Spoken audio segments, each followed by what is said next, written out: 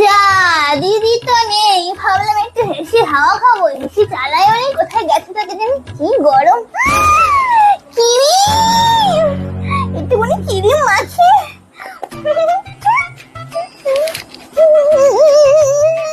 প্রতিবার রসগোল্লার মতো মুখে পেতে এই ক্রিমটা মাখন। মালতী, তুই ওটা কি করছিস? আরে এই ক্রিমটা ওখানটা দেখলাম রয়েছে, তাই একটু মাখছি।